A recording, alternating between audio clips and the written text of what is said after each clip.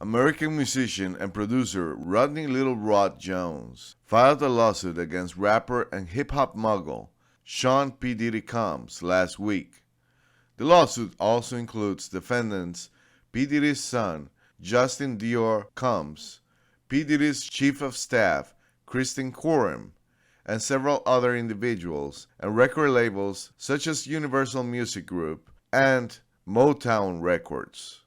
In the filing, Jones stated that he lived with Combs for months at a time at his homes in Los Angeles, New York City, and Miami. He also spent several weeks on a jet with Combs in the United States Virgin Islands. During this time frame, Jones states that he endured many things that went far beyond his role as a producer on the Love album. The lawsuit claims that Combs required Jones to record him constantly, and that oftentimes Combs would take Jones' phone and record himself.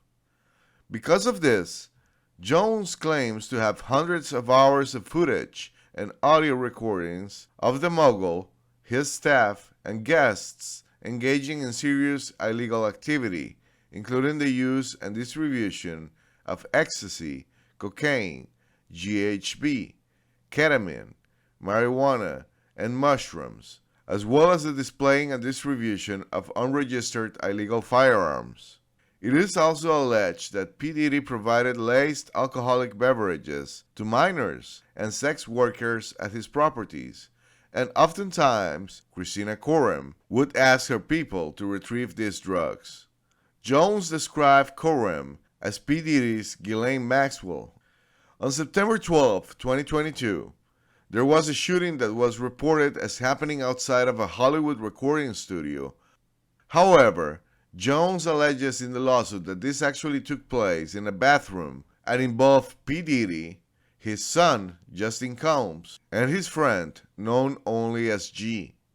Jones claims that three men got into a heated argument in the studio and eventually moved to a restroom adjacent to the recording studio. While Jones was standing just a couple of feet from the restroom, he stated he heard multiple gunshots and feared he could be shot through the door, given his proximity. When the shooting subsided, father and son exited the bathroom. The lawsuit claims that G was lying on the restroom floor in a fetal position, holding his stomach and bleeding out of his leg hip area. Jones said he was frustrated that no one was doing anything, so he dropped down and began to apply pressure to G's gunshot wound on his stomach. It was then that Jones states he realized he was also shot in the leg and hip area. Jones sat G on the toilet and asked someone to call for an ambulance. When it arrived, Jones brought G out to the front of the studio, while father and son disappeared to another part of the studio. According to the lawsuit, P. Diddy gave strict instructions to inform the police that he had nothing to do with the shooting and told Jones to tell the police that G was shot in a drive-by shooting, as reported by the news. Jones alleges that Love Records, Motown Records, Universal Music Group, and Châtel's recording studios provided security for the writers' camp, but failed to confiscate guns from both of the camps. The lawsuit also alleges that Jones was the victim of constant, unsolicited, and unauthorized groping and touching of his anus by P. Diddy in several of his properties, and that Jones was forced to work in P. Diddy's bathroom while he walked around naked and even while taking a shower. Coram allegedly stated that it was P. Diddy's way of showing that he likes you.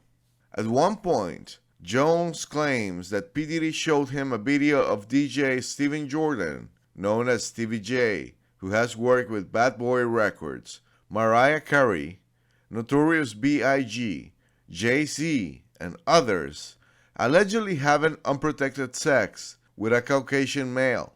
Jones said that P. Diddy told him, "This is normal practice in the music industry. Look, even Stevie J is doing it," quote unquote, in what Jones described as an attempt to groom and entice him to engage in homosexuality. The filing includes screenshots alleged to come from that video. On Thanksgiving 2022, Jones claims that rapper Young Miami and her cousin were at the party. During this party in Miami, Florida, Jones believes that P. Diddy sent Young Miami's cousin to sexually assault him. The victim pushed her away in the bathroom. However, when he exited, the cousin began to undress and attempted to straddle him and have sex with him in the presence of P. Diddy and his staff. Jones also claimed that P. Diddy would give him a Bad Boys baseball cap and send him to the Booby Trap, a strip club in Miami.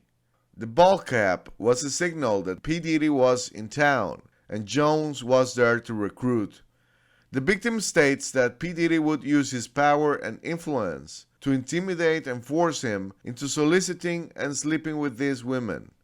The lawsuit claims that P. Diddy would promise extravagant gifts and prestige in exchange for doing his work, including a Grammy for Producer of the Year for the Love album, $250,000 to purchase instruments, and even the ownership of a $20 million property on the prestigious Star Island in Miami. On the flip side, P. Diddy also allegedly used threats of physical harm, including a threat to eat Mr. Jones' face and kill his mother, Janice Combs, if he must, to get what he wants, so he wouldn't think twice to harm Mr. Jones. In July 2023, Jones claimed that there was a listening party at one of P. Diddy's homes that involved sex workers and at least 5 women in the crowd that were under the age of 16. P. Diddy allegedly forced all of the women to drink liquor laced with what Jones believes to have been ecstasy. Jones said he attempted to leave, but Combs took his car keys to prevent it. Jones was forced to drink the laced liquor and said he woke up the next morning at 4 a.m. with a sex worker sleeping next to him. Jones also claims that P. Diddy was grooming him to pass him off to his friends. This allegedly included Cuba Gooding Jr. while on board the Mogul's yacht. Jones alleges that Gooding Jr. began touching, groping, and fondling Mr. Jones' legs, his upper inner thighs, near his groin, the small of his back near his buttocks, and his shoulders.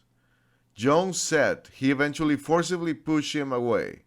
The lawsuit also alleges that P. Diddy was responsible for the shooting in a nightclub in New York City with rapper Shine, and that his then girlfriend, Jennifer Lopez, carried the gun into the club and passed it to him after he got into an altercation with another individual.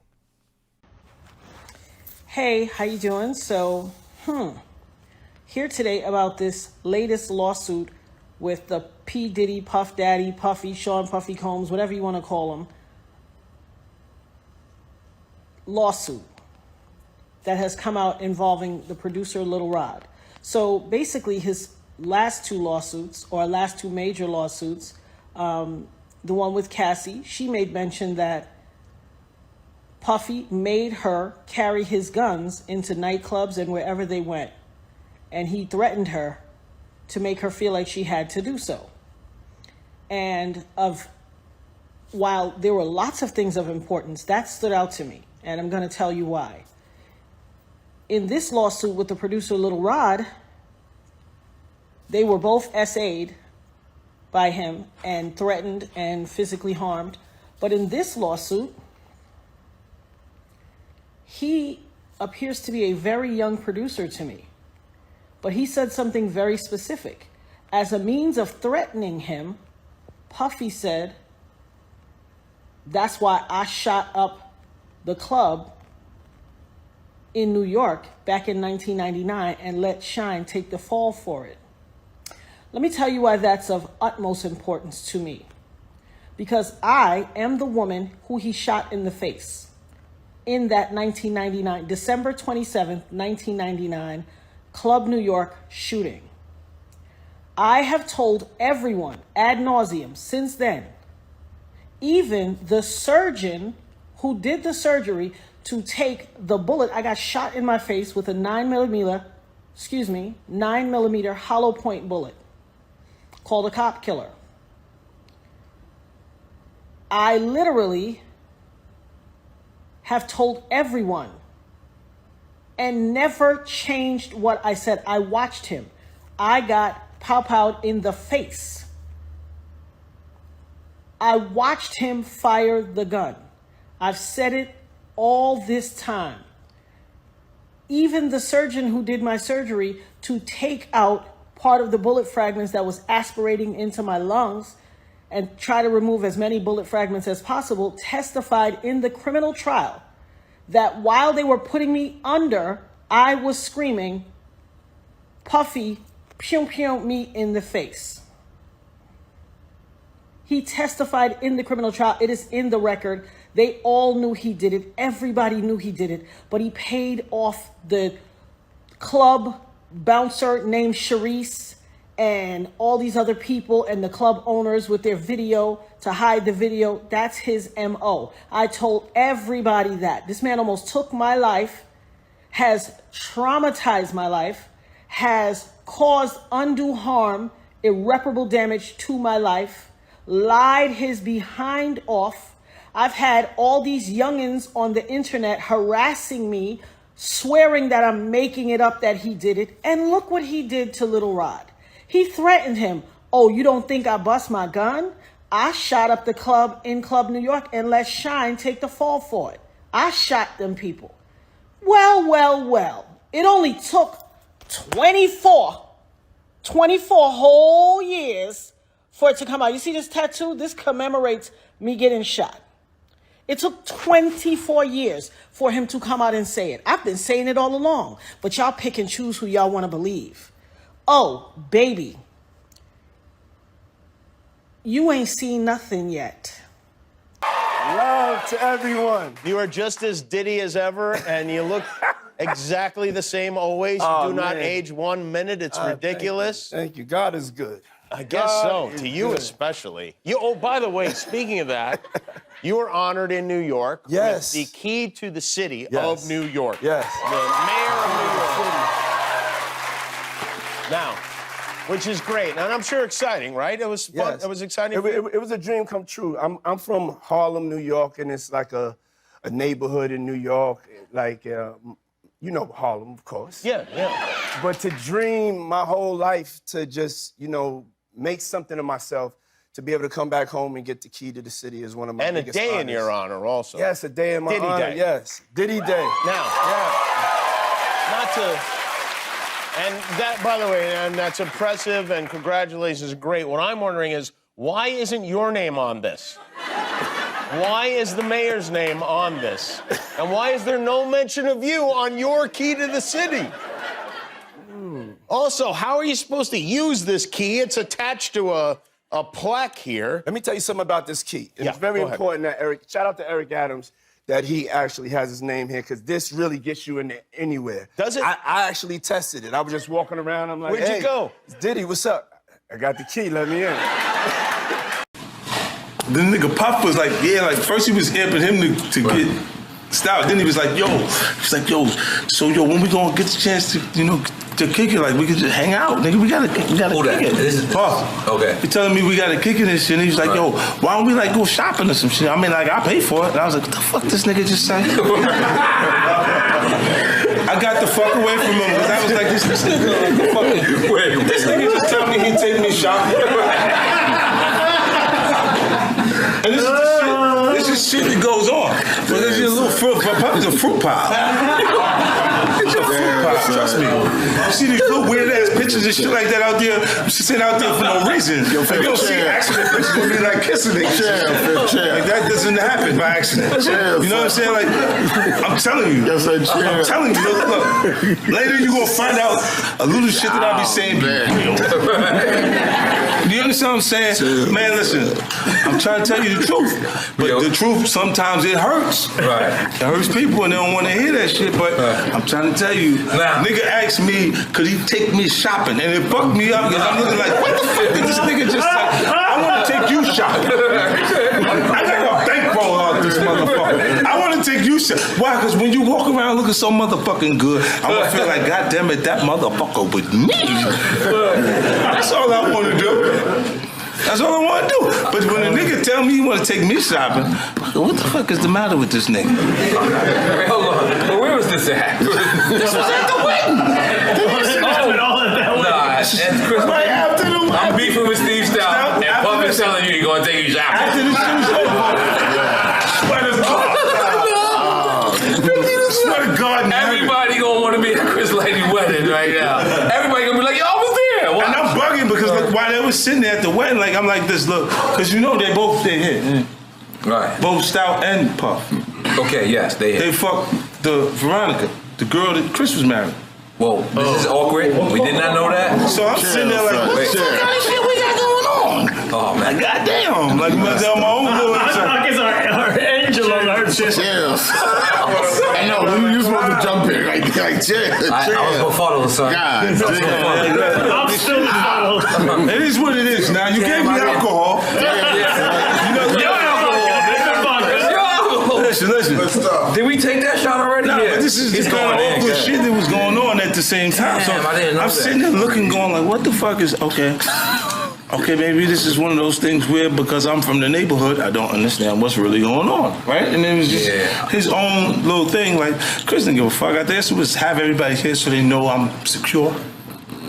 And I don't care about none of that shit and everything's like, and I'm going through my own little feelings. All right. You know what I'm saying? Because I don't know how that works. Right. You know what I'm saying? But it is what it is. Like, that's what happened. And it was like, I'm sitting there, I'm like, that was her get there. That was her type. You know what I'm saying? Like, executive type. Like, you want to tell me you went to school, shit like that. You better tell me you got no gag reflex. I'm going to turn this serious. I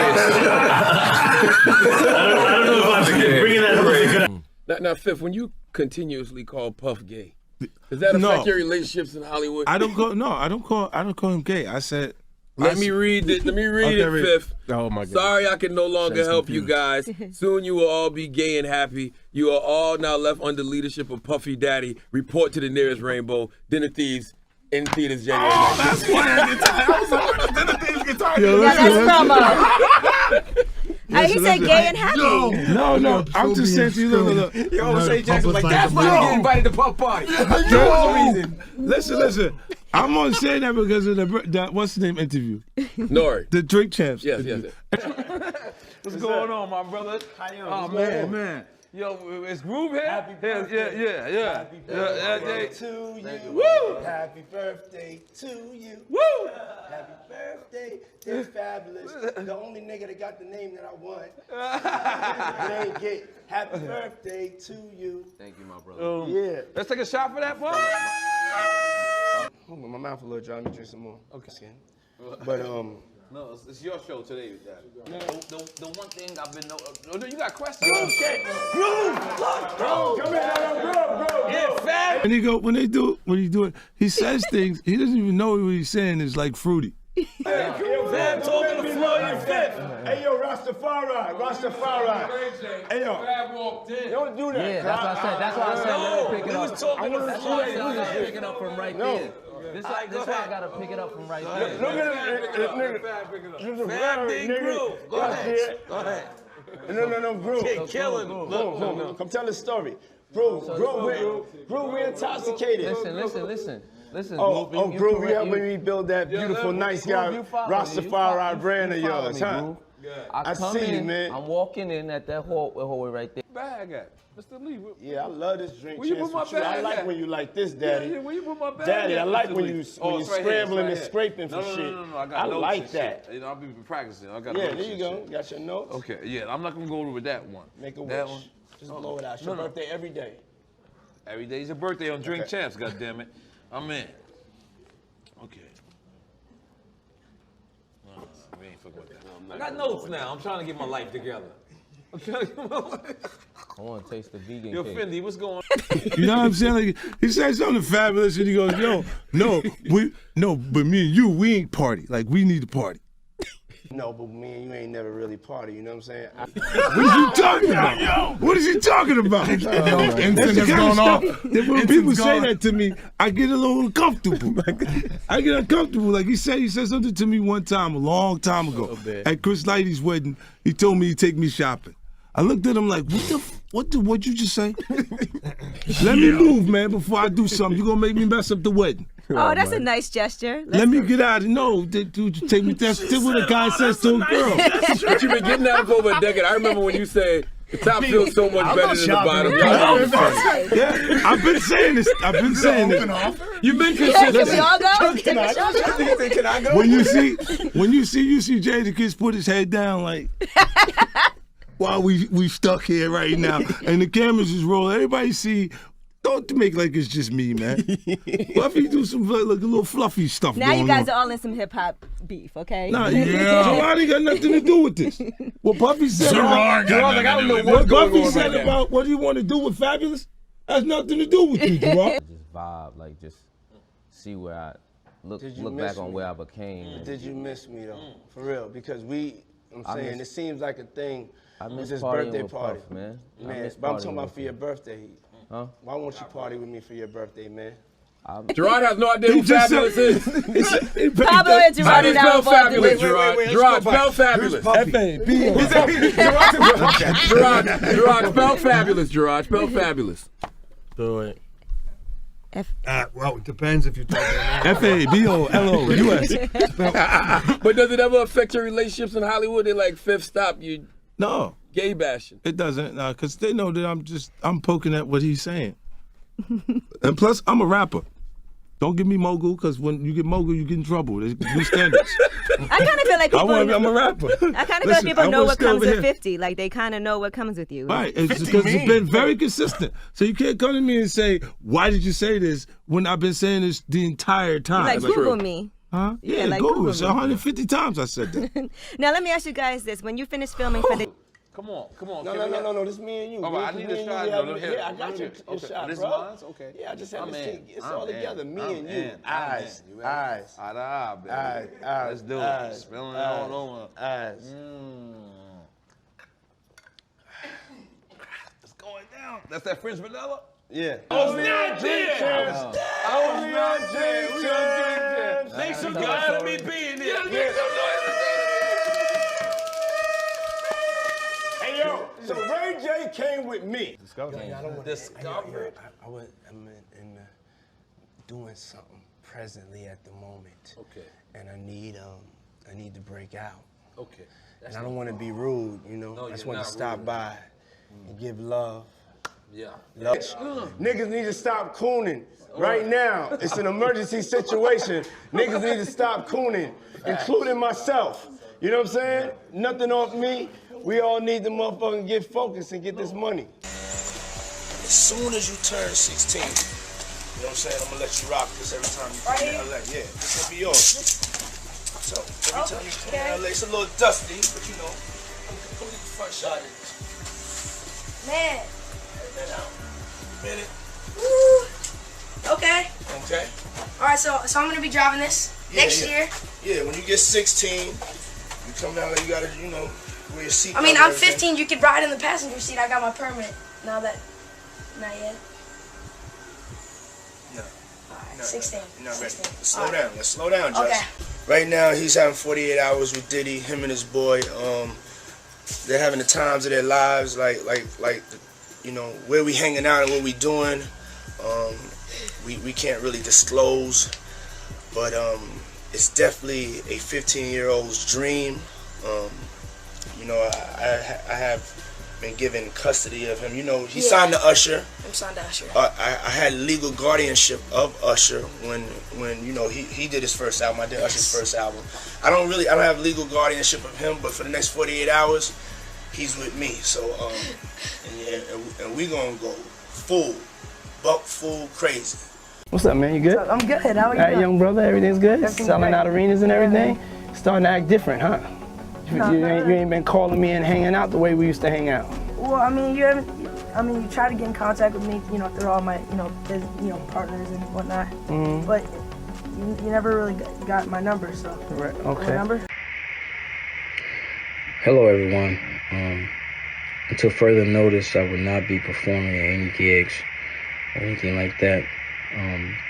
For security reasons, my family, friends, and everyone close to me just feels like there's a lot of potential threats, and everybody's just telling me what he's allegedly capable of, and it's very scary. for myself, and it has me worried about my kids, and just sleeping with anxiety and different things like that. So just moving forward, just want to pause on everything until we know that it's clear and safe for me to come back outside of work. I appreciate you all for your love and support, and everybody that knows me, etc.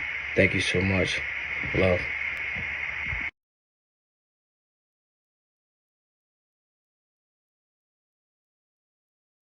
The Joe Biden communist regime is flying trafficked illegal aliens in the sex industry across the United States for free.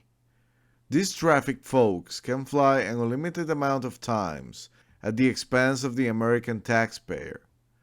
Polk County Sheriff Grady Judd takes it from here. But let's talk about specific people real quickly as I go through this. First we'll start with our athletes. This is Edwin Madrino. He's 54. He's from New York City, New York.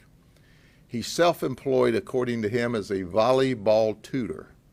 He used to be a coach at Monroe Junior College in New York. We don't know if he's still a coach or not. He said he tutors children as young as middle school. He came for sex with a lady. He wanted to pay $150. Oh, by the way, in January of this year, he was arrested in Hillsborough County for what? The same thing. He's married, but his wife's proud of him. 2 arrests in 2 counties in Central Florida. I don't know if this gets to New York City or not, but we'll put it on social media and she'll have all options. Benjamin Johnson, he's from Plant City. He's a golf pro. He's also an athlete at Eaglebrook in Lakeland. That's right. He's PGA specialized teacher and coach. And he came for sex with a female, $150. He has a criminal history of cannabis and dealing in stolen property. So he can teach you to play golf, or he can teach you how to deal in stolen property or how to get caught at dealing in stolen property. Then there's Wilman Santa Cruz, not to be confused with Santa Claus. He's 50. He says he's a triathlon coach, a certified triathlon coach, and he's a triathlon athlete. You know what's strange about this? The dude showed up with meth. I mean, does that help you perform better when you're a triathlon athlete? Or do triathlon athletes, who you would think would be the kind of people who took care of their body, was using meth and seeking out the interest of a lady of the evening? Then there's Sergio Collins. He currently is a progressive insurance claim adjuster, but he's married. I bet his wife's not happy. And he says on his LinkedIn page that he's a middle school football coach at Lakeland Christian School. They said, no way, he is not a coach at Lakeland Christian Schools. So when you're doing your press, don't look him up online and take Sergio at his word. The school says absolutely not. He thought he was going to come have sex. But then, of course, if you're going to have coaches and teachers, you might as well have a straight-up teacher. This is Gene Ahume. He's 26 from Auburndale. He's a teacher at New Beginnings High School, where he teaches math and science. He came to have sex. He called it a quick visit for $60. Well, since he's able to teach math, he can figure out that it didn't add up when he came to this time. Then Brandy Barnes. She's an IT specialist at Tampa General Hospital. We're going to get to the medical world for a minute. You know, we did the coaches, we did the teachers. She has a criminal history of meth arrest, and she agreed to provide sex to an undercover for 1 hour. Okay. Then this is Luxon Jean Brinville. He's 38. He's married. He's in the medical field. He's a RN, a registered nurse at Manatee Springs Nursing Home. He wanted to have sex. He has a criminal history of DUI. So you can still work as a RN. If you get drunk and drive, I'm interested to see if they're going to do anything to his license for a morals act of trying to have sex. We'll find out. Luis Navarro, he's from Puerto Rico. He's 61. He's a veterinarian. He's retired from the USDA. He came over to have sex, but his veterinarian license is still current. Maybe I can talk the judge into putting him in the county jail, because we always need help with spay and neuters at animal control. This is Tracon Giles. He's from Tampa. We're going to the military now. He's a staff sergeant in the Air Force. He came for sex, and he said, well, he's done this before about 6 months ago. He doesn't learn very fast. I can't believe the Air Force would have a slow learner, but I guess they do. And then there's Jaden Hall. He's 19. He's scheduled to begin his Air Force training in May. And oh my goodness, he had a meltdown. This can't happen to me. This can't happen to me. I'm going into the Air Force. Well, maybe you are, maybe you aren't. Who knows? And then there's Brandon Bush. He's active Air Force as well. Air Force was the only branch of the service we caught this, or Air Force wannabes. He's scheduled at MacDill. He's an Airman First Class. He's not only in the military, but he's a military police officer. So since we talked about military and he's a military police officer, let's get to our law enforcement officer, Yal Kusi. He's 23. He used to be a detention deputy for me. We fired him when he was arrested in Orange County on February the 9th. No, I take that back. He resigned before we got around to firing him. And then we arrested him again on February the 23rd. So on the 9th, he got arrested in Orange County and resigned. On the 23rd, we arrested him again. And he said, hey, is this a felony now that I'm arrested the second time? He didn't pay attention in the police academy because he hasn't been convicted yet. So while we were interviewing him, and we go, like, dude, what are you doing? You went from being a stellar employee to committing morals crimes, and it's 2 in a month. He said, I got a problem. No kidding. You got a big problem.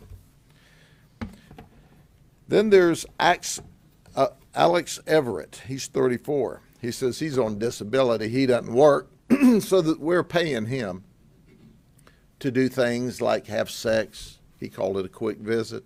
In his car, we found cocaine, fentanyl, cannabis, a gun. He picked up an armed trafficking and cocaine and fentanyl charge in addition to his misdemeanor soliciting charge. Oh, he's got a criminal history of robbery, fleeing, armed trafficking, and he spent 8.5 years in prison for some of those violent things.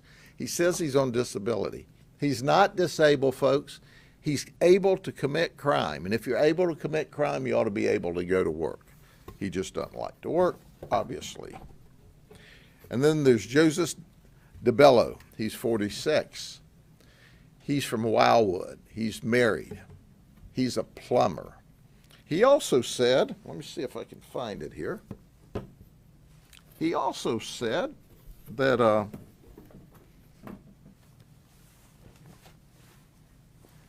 he's a pagan. He's a member of an outlaw motorcycle group. Now, he said a lot of things, you know.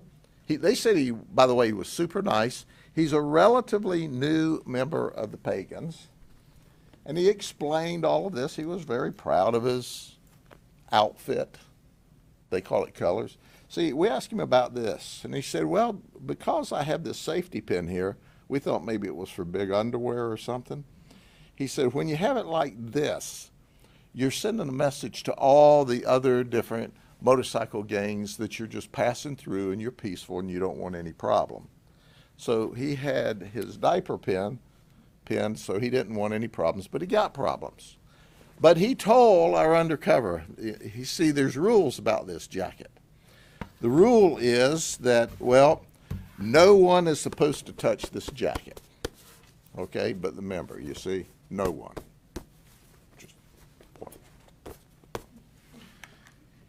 And you must turn the jacket inside out to hang it up. We chose not to do that too, why we're not touching it. He said that his wife was going to really be mad. And he used other words. Well, we called her, and guess what? He was right. She was really mad. And I bet the pagans are really mad, because see, he's not been a member but just a few months.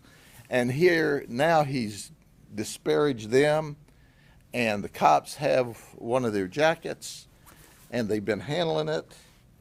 And, you know, we didn't hang it up backwards or any of the other rules that they have. But, hey, Joseph, I don't know how well you do plumbing business, but you don't do very well at following the rules with your outlaw motorcycle gang. I'm going to go over this really quick. These two guys are brothers. Omar's 16, Caleb's 17. They came down from Wesley Chapel, which is in Pasco County, and guess what? They came down to rob us at 16 and 17. We saw them slinking in the hallway, listening through the door. They set up the deal, but it just wasn't right. They were dressed all in black. They had their face covered. And when we took them down at their car, they had a BB gun that looked like a real gun. That could have gone really bad for them. But instead, they're just charged with soliciting and a bunch of other stuff. Oh, by the way, they have a criminal history for burglary and larceny out of Hillsborough County just recently. They're juveniles. We're going to see how the system deals with them to get them in line so they don't end up with the rest of their life ruined. But before I turn it over to my colleagues here, they worked with us to make this happen. And what this is, and I want everybody to see it clearly, federal policy drives illegal immigrant crime and victimization. And that's the focus, other than our victims of human trafficking. Listen, folks, I want to introduce you to Andres Gill, okay? Here's this guy. He's also on this board, but get a look at him for a second. He came down here from New York with 3 females. All of them are in the country illegally. Did you hear what I said? They're all here illegally. He's the one that comes with them to drive them. These ladies are all controlled by a human trafficker. We think their human trafficker is a female. She sets up their appointments. She puts their ads online. She tells them where to go. And by the way, on Friday, the victims of human trafficking, and we've graded them out, 3 of them that are here illegally from Venezuela, 3 of them have to pay her $3,000 apiece on Friday, or else they're threatened. So they're not free. They're really indentured, and they're quote unquote paying off their debt. Now, here's what they told us, all right? I'm sure the federal government will verify that this is not true, but you decide who you want to believe, whether you want to believe these victims of human trafficking or the whitewash the federal authorities give you. They said that when they came into the country illegally, DHS gave them a form, an ID, paperwork, that allows them to fly for free. You know, Southwest would let your bags fly free. Well, the federal government will let your illegal immigrants fly free. And they operate out of New York. And they were working up there, and the New York authorities said, hey, if you don't have identification, you can't work in our sex trade up here. You know, we don't allow sex trade here at all, but New York will allow you to do some stuff if you got the proper authority. So they say they make a lot of money. They're addicted to it. These ladies are going to give you more details. They tell us that they fly to major metro centers for free on the federal government, where they set up their appointments for sex all around the country. Did you hear what I said? Listen, folks, if they don't pay $3,000 a piece on Friday, they're in trouble. The human trafficker sets up the deal. Hey, this deal is just outside of Tampa. They say they show this ID, this card, this paper, they fly for free down here. Then they fly back. But we heard a similar theme from all 21 of these folks. We can't work legally. We're addicted to this cash. It's a lot of cash and it's quick, so we have to give $3,000 a week. We get to keep everything above that. We have a crisis at the border. And because of the crisis at the border, we have people that are victimizing illegal folks, forcing them into the sex trade because we allow these criminals in the country illegally. We all rail about this and nobody pays any attention. And then we want to politic everything. Oh, we had a good piece of legislation that limited the average to only 5,000 illegals a day in the country, and then we can shut it off. Well, if you can shut it off at 5,000 people illegally coming in this country a day, you can shut it off at no people illegally coming in this country a day. But the politicians are politicking while the victims are being victimized. I read an article this week that says, well, the illegals coming here aren't committing crime at any greater percentage than the people who are here legally. What they didn't tell you is if they weren't here illegally at all, the crime they would commit here would be zero. So we're being victimized.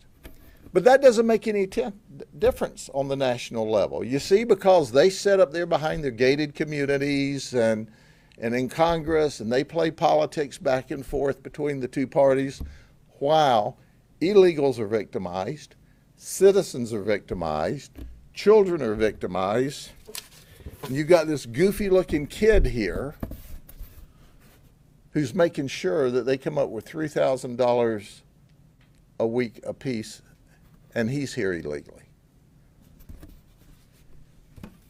It's a mess, and it doesn't have to be. If we can deal with it and catch it on the local level, they can stop it on the federal level. Shame on all of them, every one of them, for not getting together and saying, you know, there are things bigger in this country than my individual politics.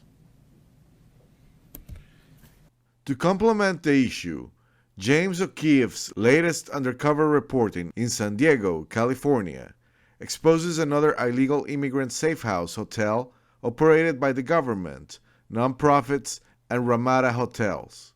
Real America's Boys correspondent Benk Bergquam was the first to report on this after he discovered 15-acre facilities in the Darien Gap between Colombia and Panama that the United States is using to process and smuggle illegals before they even reach the border.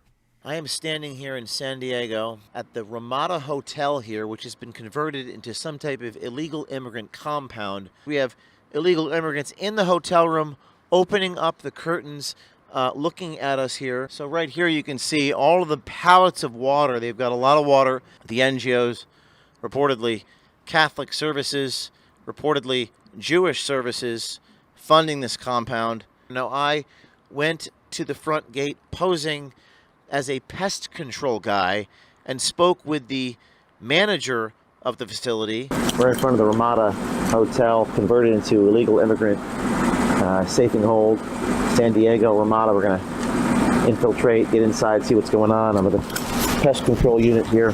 Check out the bait box. Here we go. Let's go. Using a cover as a pest control guy, I was able to gain access to take a closer look. First, I spoke to the manager of the Ramada. How you doing? I'm Jim. I was just here to check the bait box real quick. 6351 Camino?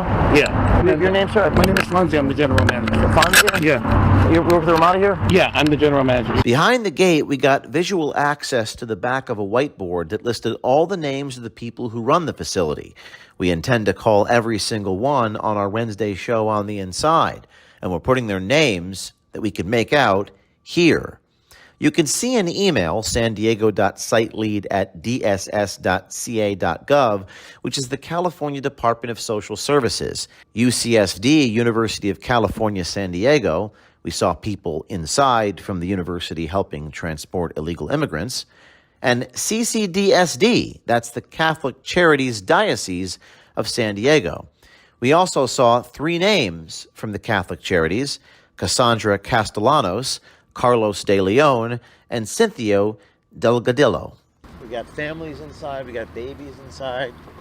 You know there's children in there? Migrant children? I have no idea. No? All I see is the buses pulled up by when I was doing the morning shift, 10, and then Buses pull up at 10? Around 10, yeah. 10 a.m. buses pull up. Oh, it's good information. We spoke to a worker at the nearby Benihana restaurant who told us the buses pull up every day at 10 a.m. Now, we've learned that the buses will come at 10 a.m. tomorrow morning. That's 10 a.m. So I will plan to be here at 10 a.m. when the buses come with my microphone in daylight. They don't like daylight. That's why they have those black curtains. Why do they have to have black curtains on? That's the question. That doesn't make any sense.